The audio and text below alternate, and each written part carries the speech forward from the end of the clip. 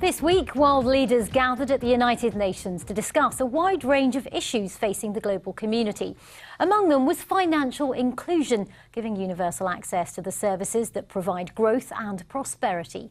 My colleague Katty Kay and I caught up with two key players in that effort at the Bloomberg Global Business Forum. First, here's her interview with Queen Maxima of the Netherlands, who's worked as a UN Special Advocate. Katty started by asking how she became involved with this issue.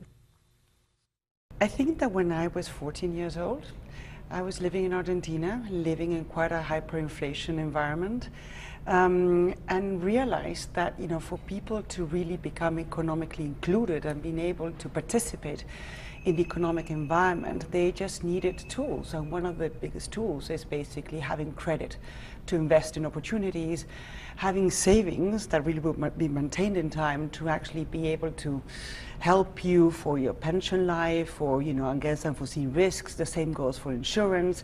The same goes to even making payments.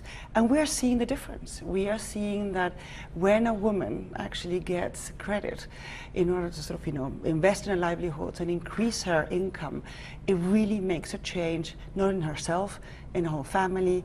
When we see that people have savings, they have this mattress that they can actually fall back onto in case of unforeseen risks. So it's so important that people have this, resilience and this potential to really invest in their future, to actually improve their lives and that of their children. Who are the people who are not financially included? And you've mentioned women a few times. Does it always tend to be women? Is it the same people in different countries? I mean, can you spot a profile of a country and say, okay, these people will not have financial inclusion? What we're seeing from all the advancement, there's still a couple of groups that are actually not doing that well. We still have a persistent gender gap of 9% in the emerging economies. So that means that women have grown, have had more access to financial services, but in less rate than the men in that rate of growth. The poor, and certainly the rural.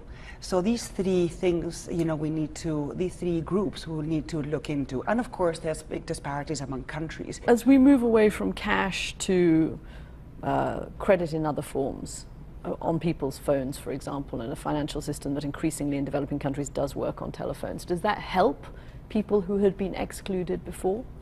Absolutely. Technology has really been a game changer in financial inclusion. I mean, we see in the last 3 years growth has been mainly based on technology help.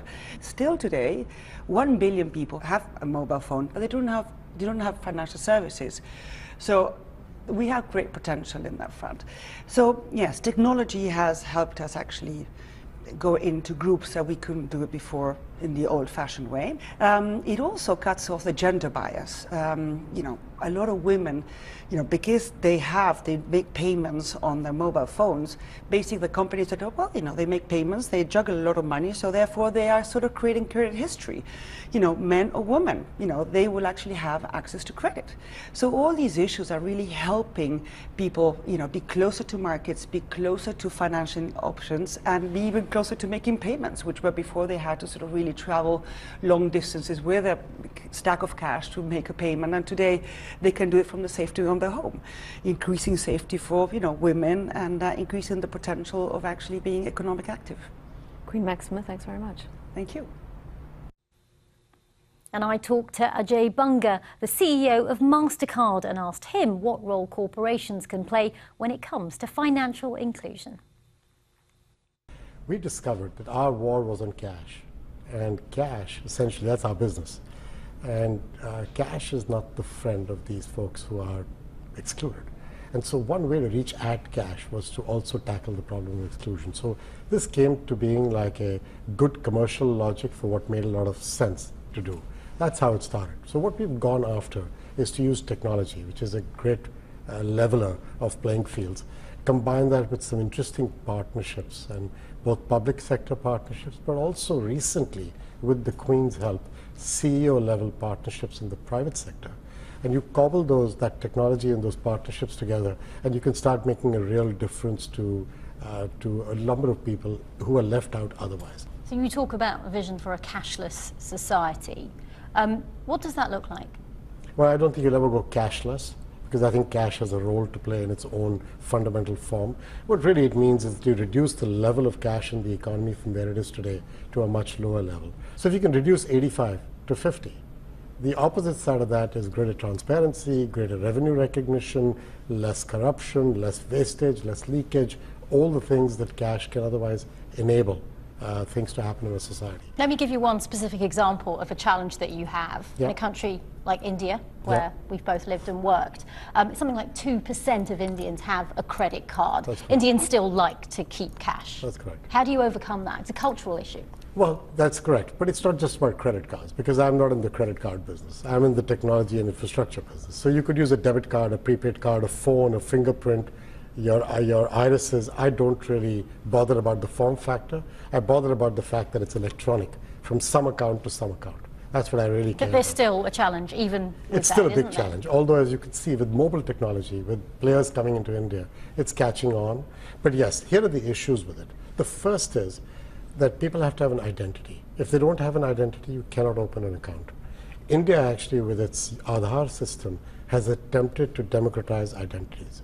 There are ways of doing it better and quicker, and people can debate that, but they've done it.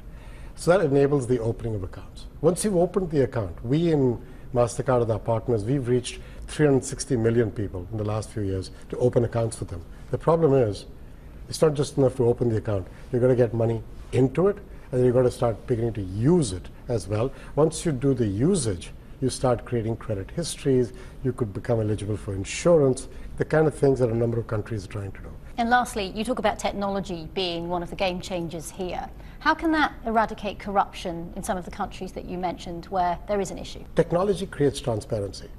So that's the biggest asset in fighting corruption. Corruption thrives when there's dark shadows. It doesn't thrive in open light. But it all finally comes down to jobs and quality of life.